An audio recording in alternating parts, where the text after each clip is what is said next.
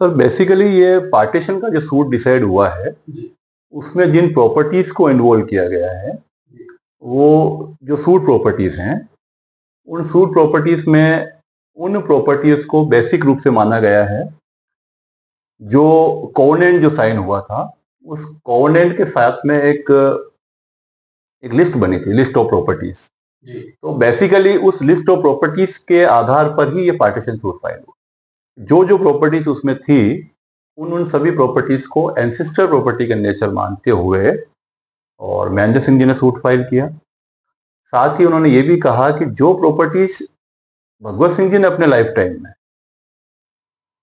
Further transfer कर दी, एलिनेट कर दी किसी भी रूप में, चाहे वो सेल हो या और किसी भी नेचर से, तो उन प्रॉपर्टीज को उनको सेल करने का कोई राइट नहीं था। सेकंडली, उन्होंने अपने लाइफ टाइम में नंबर ऑफ ट्रस्ट बनाई थी, उन ट्रस्ट में उन प्रॉपर्टीज को डाल दिया। तो हमारी ओर से ये कहा गया कि साहब क्योंकि प्रॉपर्टी का नेचर HUF है, हिंदू अनडिवाइडेड फैमिली की प्रॉपर्टी है, आपको अकेले को कोई राइट नहीं है कि आप किसी भी प्रॉपर्टी को फर्दर ट्रांसफर कर सकते हैं, एलिनेट कर सकते हैं या ट्रस्ट बनाकर उसमें प्रॉपर्टीज को डाल सकते हैं। तो अल्टीमेटली लास्ट में जब कोर्ट ने ऑर्डर पास किया तो कोर्ट की एक जजमेंट में पर्टिकुलर लाइन है ऑर्डर की, जो आप अगर ऑपरेटिव पोर्शन देखें, उस ऑपरेटिव पोर्शन में उन्होंने लिखा है जितनी भी न्यासों का निर्माण किया गया है, जितनी भी ट्रस्ट बनी गई है, उन ट्रस्ट में जो प्रॉपर्टीज डिवोल्व करते हुए डाली गई हैं वो सारी संपत्तियां HUF की। तो आज भी ये है कि कोर्ट का जो ऑर्डर है उस ऑर्डर के हिसाब से सारी संपत्तियों को संयुक्त हिंदू परिवार की संपत्ति मानते हुए परिवार के सभी सदस्य का अपना अपना हिस्सा बनता है और हिस्से को तय करते हुए उन्होंने 1/4 शेयर महेंद्र सिंह जी को दिलाया और 1/4 भगवत सिंह जी को, 1/4 योगेश्वरी कुमारी को और 1/4 अरविंद सिंह जी। ये करके उन्होंने पार्टीशन सूट को डिसाइड। और साथ ही एक इंटरेस्टिंग बात सब लोगों को बड़ा कंफ्यूज करती है कि बार बार लोग ये कहते हैं कि तो आपने बताया, एक भगवत सिंह जी को बताया जी, एक योगेश्वरी कुमारी को, एक अरविंद सिंह जी को, हाँ, और एक महेंद्र सिंह जी को। चार शेयर। 2 भाई हो गई है, एक बहन हो गई और एक बाप। फादर को हिस्सा पार्टीशन सूट के हिसाब से फादर का हिस्सा इसलिए तय किया गया क्योंकि फादर के हिस्से के आधार पर, क्योंकि महेंद्र सिंह जी ने, मैंने जैसे पहले भी बताया, अपने सेल प्रोसीड को उन्होंने डिमांड किया था। तो सेल प्रोसीड की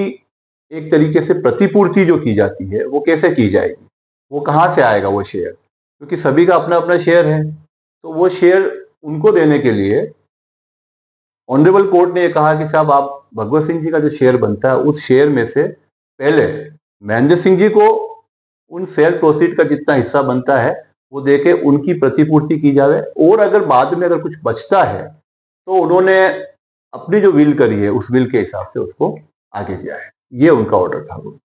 और प्रॉपर्टीज में सबसे बड़ा इंटरेस्टिंग जो एक ऑर्डर पास हुआ, सबको लगता है कि साहब ये क्या है, कि शंभू निवास पैलेस में तीनों ब्रदर सिस्टर्स को 4-4 साल के लिए रिजाइड करने का राइट दिया गया। तो एक्चुअली मैं आज बहुत क्लियर करना चाहता हूँ आपके माध्यम से। ये मेरा क्वेश्चन भी था। हाँ, वो मुझे पता था कि शायद आपका क्वेश्चन आएगा। 100% आएगा। तो एक्चुअली सर क्या है कि ये कंफ्यूजन है कि जब आप प्रॉपर्टी डिवाइड कर देते हैं तो शंभू पैलेस क्यों नहीं होता डिवाइड, क्योंकि उसमें 4-4 साल का देने का क्या? उसका रीजन ये था सब कोर्ट के सामने एक थोड़ी सी यही प्रॉब्लम रही है और कोर्ट ने उसको इस आधार पर डिसाइड किया। इसका रीजन ये था कि एक डॉक्यूमेंट कोर्ट में एग्जिबिट हुआ और वो डॉक्यूमेंट कोर्ट के सामने ये शो करता है जो हमारी तरफ से हमने प्रेजेंट किया, और वो डॉक्यूमेंट ये था, क्योंकि पहले के टाइम पे क्या था सर कि एस्टेट ड्यूटी लगती थी, वेल्थ टैक्स लगता था। तो वेल्थ टैक्स और एस्टेट ड्यूटी के रूप में जो टैक्सेस दिए गए, उसमें वेल्थ टैक्स में आपको अपना ऑफिशियल रेजिडेंस जो आप बताते हो, जो हम लोग इसमें इस प्रॉपर्टी में रिजाइड करते हैं, तो आपको एग्जम्प्ट करती है गवर्नमेंट, आपको उस टैक्स से एग्जम्प्ट करती है और आपको पूछती है कि आपकी कौन सी प्रॉपर्टी है जिस प्रॉपर्टी में आप निवास के रूप में रहते हैं। तो वेल्थ टैक्स के रूप में शंभू निवास पैलेस को ये बताया गया कि महाराणा साहब का ऑफिशियल रेजिडेंस शंभू निवास, और हमेशा से जो महाराणा रहे हैं वो शंभू निवास में रिजाइड करते आए हैं। अब यहाँ पर ये हो गया कि शंभू निवास के बारे में जो मैं जिस डॉक्यूमेंट की बात कर रहा हूँ उसमें ये था कि साहब इस प्रॉपर्टी को कभी भी कोई भी एलिनेट नहीं करेगा आगे, इस संपत्ति का आगे कभी भी हस्तांतरण, अंतरण या विभाजन नहीं हो सकता है। ये वो डॉक्यूमेंट था। तो कोर्ट के सामने यह था कि शंभू निवास एक निवास के रूप में यूज करते हैं और महाराणा साहब जो है उसमें रहते चले आए हैं, और ये दस्तावेज ये कहता है कि साहब आप इस संपत्ति का अंतरण, हस्तांतरण या विभाजन नहीं करेंगे। तो अब चूंकि आज ये स्थिति है कि दावा बेसिकली विभाजन का है, तो विभाजन नहीं कर सकते तो इस संपत्ति का होगा क्या। तो कोर्ट का यह कहना था कि साहब इस संपत्ति का विभाजन इस तौर पे किया जावे कि साहब तीनों पक्ष जो है आज की तारीख में अपने अपने हिसाब से इसमें रिजाइड करने का राइट रखते हैं, क्योंकि तीनों ही अपने अपने परिवार के साथ अलग रहते हैं। तो कोर्ट ने यह कर दिया 4-4 साल के लिए सभी इस शंभू निवास का यूज करेंगे, रिजाइड करेंगे। 4 साल बाद दूसरा पक्ष, फिर 4 साल बाद तीसरा पक्ष। और पहली प्रेफरेंस प्लेंटिफ के रूप में महेंद्र सिंह जी को दी गई। चाहे कोर्ट का मानना यह था प्लेंटिफ माने या माने सबसे बड़े भाई हैं ये माना, क्योंकि सेकंड वापस राइट जो दिया वो योगेश्वरी कुमारी को दिया जी। वो उनसे अरविंद सिंह जी से बड़ी सिस्टर हैं, अरविंद सिंह जी सबसे छोटे हैं। तो ये तीनों को 4-4 साल के लिए वहां निवास करने के लिए दिया गया। तो एक्चुअली लोगों को जो कंफ्यूजन है कि साहब ये इन्होंने डिवाइड क्यों नहीं किया, तो वो डिवाइड हो नहीं सकता था, डिवाइड उसको किया नहीं जा सकता, इस रीजन से उन्होंने इसको इस आधार पर। एक प्रश्न और आया था कि कोर्ट के सामने की जो इतने साल से जो इनकम हुई प्रॉपर्टी से, मेवाड़ राजघराने की प्रॉपर्टी से बहुत बड़ी इनकम होती है, पर्यटन की दृष्टि से बहुत बड़ा स्थान है, लोग आते हैं, देखते हैं, महल है, तो उसको लेकर के कोर्ट ने क्या कहा, प्रॉपर्टीज की जो आज तक की इनकम है उसके बारे में देखिए सर, कोर्ट का पर्टिकुलरली जो ऑर्डर है उस ऑर्डर में न्यायालय ने बिल्कुल स्पष्ट कहा है कि जो संपत्तियां एस्टेट के रूप में जो संपत्तियां अरविंद सिंह जी के पास रही, उन संपत्तियों में जैसे कि आप लोग अगर देखते हैं बड़ी पाल पे काफी व्यावसायिक गतिविधियां होती देखने को मिलती है। घासघर को पूरा कमर्शलाइज कर दिया गया। तो ये घासघर और बड़ी पाल जो जैसी बड़ी संपत्तियां हैं, ये एस्टेट की संपत्ति लेक पैलेस का मैं थोड़ा आगे आऊंगा आपके पास वापस। ये जो एस्टेट की जो संपत्ति है, बड़ी पाल और घासघर जो बड़ी संपत्तियां दिखती हैं, इन संपत्तियों का जो बेसिक जो नेचर था उसको अरविंद सिंह जी ने अपने लाइफ टाइम में पूरा चेंज कर दिया। ये बहुत बड़ा ऑब्जेक्शन हमारा भी था, क्योंकि घासघर पहले आप लोग अगर पुराना जानते हैं तो किसी स्थिति में था, और जब सूट फाइल किया गया और 83 में और 2/12/85 मुझे अच्छे से याद है, 2 दिसंबर 1985 और 11/6/1993 का ऑनरेबल हाई कोर्ट का इन संपत्तियों को लेकर रेस्टेन करते हुए स्टे ग्रांट किया हुआ है। और वो स्टे पिटीशन तब डिसाइड हुई, और आज की तारीख में जब ये हाईकोर्ट में चला गया मैटर, और हाईकोर्ट ने फर्स्ट अपील एडमिट करते हुए जो स्टे ग्रांट किया है उसमें भी उस स्टे को आज भी कंटिन्यू रखते हुए बात माना है कि साहब जो भी व्यक्ति आज इस प्रॉपर्टी के पोजीशन में है वो फर्दर ट्रांसफर एनिलेट इस प्रॉपर्टी को नहीं करेगा। तो बेसिकली ये था कि इसका जो नेचर है संपत्तियों का वो बदलाव नहीं होना चाहिए। लेकिन अरविंद सिंह जी ने अपने लाइफ टाइम में घासघर, बड़ीपाल, इनके जो मूल स्वरूप है इसमें परिवर्तन कर दिया, और उससे जो आवक इनकम होती थी उस इनकम को उन्होंने कभी कहीं पर या तो शो नहीं किया, और अगर शो किया तो इस रूप में किया क्योंकि ऑनरेबल कोर्ट का ये ऑर्डर था कि आपको पर ईयर जितनी भी संपत्तियों के से आपको जो अर्निंग हो रही है उसकी सारा हिसाब आपको कोर्ट में पेश करना है। तो वो कोर्ट में जो हिसाब पेश हुआ है, संपत्तियों की सूचियां, मूवेबल और इमूवेबल असेट्स के बारे में जितना भी है, तो कोर्ट ने सभी का एक ऑर्डर पास किया कि 1/4 शेयर जो बनता है वो सबको दिलाया जाए। और उसमें सबसे पहला ऑर्डर जो कोर्ट का था, वो कोर्ट ने कहा था कि साहब जून में ये ऑर्डर पास हुआ, 30 जून, और 9 मंथ का एक टाइम पीरियड तय किया था। उसमें फर्स्ट के 3 से 4 महीने का समय उनको इस बात के लिए दिया गया था अरविंद सिंह जी को कि आप सारे अकाउंट्स कंप्लीट कर लेना। अकाउंट्स कंप्लीट करके महेंद्र सिंह जी को या तो आप उनकी कॉपी हैंड ओवर करें या उन्हें बताएं कि सारे अकाउंट्स ये हैं, और उसके बाद आने वाले समय में 9 मंथ जब कंप्लीट हो रहे हैं तब आपको पोजीशन हैंड ओवर करना है। तो शंभू निवास में पहला राइट अब इनका रहेगा। ये इस प्रकार का कोर्ट का ऑर्डर था। तो जो भी आप जो इनकम की बात कर रहे हैं, इनकम का सारा डिटेल उनको देनी थी, इनकम जो बनता है, हाँ जो भी है, और जो इनकम उनकी है उस इनकम के आधार पे उनको उनका शेयर देना था। आप सेकंड पॉइंट आपका जो लेक पैलेस के बारे में है, लेक पैलेस जो संपत्ति है एक्चुअल में ये इनकी परिवार के हिसाब से 2 कंपनीज हैं, LPHM, और एक LPHM की फुल फॉर्म भी बता देता हूँ आपको, lake palace hotels and Motors private limited, और एक है लेक शोर hotels and Motors private limited. कि दो बड़ी कंपनीज हैं जिन कंपनीज का 1963 के आसपास में जो शुरुआती दौर में इनको बनाया गया था और उनमें इन प्रॉपर्टीज को डाला गया था, जो आज HRH ग्रुप इसको देखता है, गवर्न करता है, जिसमें late Maharana Bhagwat Singh ji, late his highness Mahendra Singh ji और लेट श्री अरविंद सिंह जी, तीनों ही उस समय उसके डायरेक्टर थे और कंपनी को रन करते थे। लेकिन बाद में जाकर जो इनके बीच में डिस्प्यूट चला और डिस्प्यूट चलने के बाद में जिस हिसाब से, अब मैं आज उनके ऊपर एलिगेशन नहीं लगाना चाहता किसी के ऊपर, लेकिन कंपनीज के अंदर कुछ ऐसी गड़बड़ियां रही, उससे जो अर्निंग है वो अर्निंग एक साइड तो बढ़ती गई और एक साइड बिल्कुल नहीं के बराबर हो। लेकिन अल्टीमेटली कोर्ट का जो ऑर्डर है, अब जो फाइनल डिसीजन आएगा, ऑनरेबल हाई कोर्ट जो भी ऑर्डर करेगी उसकी बातें हैं। जी, अब जो सवाल आता है योगेश्वरी देवी को, जो पहले आपने बताया था, जैसे अपन बात कर रहे थे, पहले पार्टी नहीं थी, बाद में वो 13 साल बाद आगे वापस आए, उस पॉइंट पे क्या कहते हैं? देखिए सर, योगेश्वरी कुमारी जी के लिए मैं ये कहूंगा कि वो बेसिकली इंडिविजुअल पार्टी में नहीं थे। जब ये सूट फाइल हुआ तब डिफेंड नंबर 3 के रूप में वीरत कंवर को इसमें पार्टी बनाया। वीरत कंवर महेंद्र सिंह जी की ग्रैंड मदर थी, महाराणा गोपाल सिंह जी की वाइफ।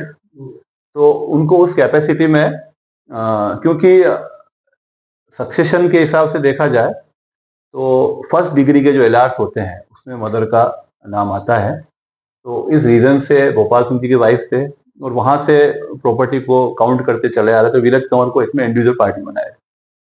वीरत कंवर की जब डिमाइस हुई तो उनकी डिमाइस के बाद में उनके जो लीगल एयर्स हैं, उन लीगल एयर्स के रूप में योगेश्वरी कुमारी उसमें इंट्रोड्यूस हुई 3/3 के रूप में। 3/3 के रूप में वो पार्टी थे और उस पार्टी की से तो बेसिकली ये है कि आप उनके फुट स्टेप पे है, वीरत कंवर के फुट स्टेप पे योगेश्वरी कुमारी।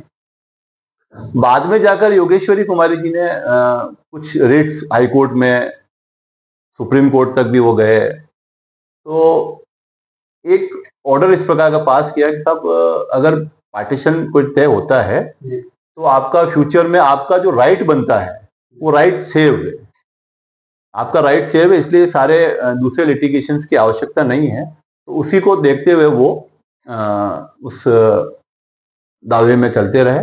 लेकिन बेसिकली आपका जो क्वेश्चन है, इंडिविजुअल पार्टी वो उसमें नहीं थे। लेकिन जब भगवत सिंह जी के साथ में जब वो शेयर तय करने वाली बात है, तो क्योंकि आज की तारीख में तीनों ब्रदर एंड सिस्टर हैं तो उनका राइट उस रास्ता 1/3 उनको दिलाया। जी, मगर सर आज जो सिचुएशन है कि आदरणीय महेंद्र सिंह जी भी नहीं है, आदरणीय अरविंद सिंह जी भी नहीं है और उनके पिताश्री तो पहले ही स्वर्गवास हो चुके हैं, तो अब जो एलआर की पोजीशन है वो क्या पोजीशन है उसके बारे में? देखिए सर, ये तो लीगल पॉइंट है। लीगल पॉइंट में महेंद्र सिंह जी की डिमाइस के बाद जो प्लेंटिफ के रूप में उनके आज की तारीख में जो एलआर्स हैं, तो राजमाता साहब जो हैं निरुपमा कुमारी उनकी वाइफ, सन विश्वराज सिंह जी हैं और एक डॉटर है त्रिविक्रमा कुमारी, तो तीनों जने उनका एलआर्स के रूप में कैपेसिटी रखते हैं। अरविंद सिंह जी का मैं यहाँ पर थोड़ा सा क्लियर करना चाहूंगा आपको कि अरविंद सिंह जी जो डिफेंड नंबर 4 की कैपेसिटी में थे, तो डिफेंड नंबर 4 की कैपेसिटी में जो उनकी इंडिविजुअल कैपेसिटी थी वो एक वो थे 1/1 इन सेंस वो अपने आप को, जो उन्होंने एग्जीक्यूटर की बात कही, जो भगवत सिंह जी ने अपने लाइफ टाइम में विल एग्जीक्यूट करी, उसके एग्जीक्यूटर की हैसियत से थे। और सेकंड वो एलआर की कैपेसिटी, तो भगवत सिंह जी के एलआर की कैपेसिटी में और एग्जीक्यूटर की कैपेसिटी में अरविंद सिंह जी रहे। तो आज की तारीख में एग्जीक्यूटर की कैपेसिटी तो उनकी खत्म हो गई, क्योंकि एग्जीक्यूटर आगे कभी भी किसी को एग्जीक्यूटर उस विल का, जिससे विल से वो एग्जीक्यूटर है, उसको आगे वो नहीं कर सकता। तो अरविंद सिंह जी की आज की पोजीशन में एग्जीक्यूटर वाली हैसियत तो खत्म हो गई और इंडिविजुअल प्रॉपर्टी में जो उनका शेयर बन रहा था, इंडिविजुअली जो है 1/4 शेयर है, तो आज की तारीख में उनके जो एलआर्स हैं, लक्षरा सिंह जी हैं और उनकी 2 डॉटर्स हैं और उनकी वाइफ है, तो उनके एलआर हैं, वो एलआर की कैपेसिटी में वहां पर ऑनरेबल हाई कोर्ट में रिप्रेजेंट करेंगे। चार जने उनके तरफ से हो गए, मतलब? हाँ, चार तो एलआर हो गए अरविंद सिंह जी के। हाँ। और 3 एलआर हो गए महेंद्र सिंह। तो अब ये 7 जने हो गए और योगेश्वरी कुमारी का अलग हिस्सा होगा इसके अंदर। और देखिए सर, हमेशा हिस्सा जो होता है, ये और थोड़ा सा मैं आपको हिंदू लॉ के हिसाब से क्लियर कर देता हूँ। जी हिस्सा तो जो तय हो गया वही मिलेगा। जी महेंद्र सिंह जी को जो हिस्सा मिला है, जी अब उस हिस्से को डिवाइड करने का काम इनके बीच में ऑनरेबल हाई कोर्ट या ऑनरेबल सुप्रीम कोर्ट तक भी जाता है। तो जो पार्टीशन सूट में जो डिसाइड हुआ है, हाँ, जो 25 पैसे मिल गए वो हिस्सा वही रहेगा। 25 के 2 होंगे हाँ या हाँ, 25 के 4 वो होंगे? 25 जिसको मिले हैं, हाँ, वो 25% से ही आगे अपने अपने हिसाब से डिवाइड होंगे। तो मतलब अरविंद सिंह जी के 4 टुकड़े, मतलब 25 पैसे के 4 होंगे, और महेंद्र सिंह जी के 25 पैसे के 3 होंगे, क्योंकि दोनों ब्रदर्स अब नहीं रहे हैं। अब सब मेन सवाल आता है सर कि इनकम तो लगातार हो रही है गराज में, मगर हाई कोर्ट का भी फैसला नहीं आया है, या लंबी उम्मीद है कि लंबा समय लगता है हाई कोर्ट में। लोग कहते हैं कि 15-15 20 साल बाद आता है। तो इतना इसको लेकर के आप क्या तो देखिए, मैं न्याय व्यवस्था के ऊपर और जुडिशरी के ऊपर तो कोई कमेंट नहीं करूंगा। डिले नहीं, वो ठीक है, मैं भी उसी का एक हिस्सा हूँ, न्याय व्यवस्था का।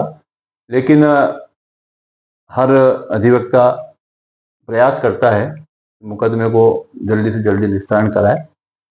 न्याय व्यवस्था में न्यायाधीश भी कोशिश करते हैं, लेकिन ये व्यवस्था इस प्रकार की है, कुछ प्रक्रिया है, समय लगता है। और हम भी मानते हैं कि डिले जस्टिस डिनायल जस्टिस वाली बात सबके लिए है। और अगर समय पे मिला हुआ न्याय है तो काम का है, नहीं मिलता तो क्या।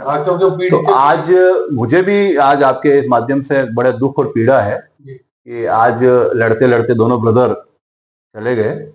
लेकिन मुझे इस बात की थोड़ी सी खुशी है कि महेंद्र सिंह जी के लाइफ टाइम में कम से कम जो जहां बेसिकली जिस कोर्ट में सूट फाइल हुआ, वहां से वो मैं उसको डिसाइड करा पाया।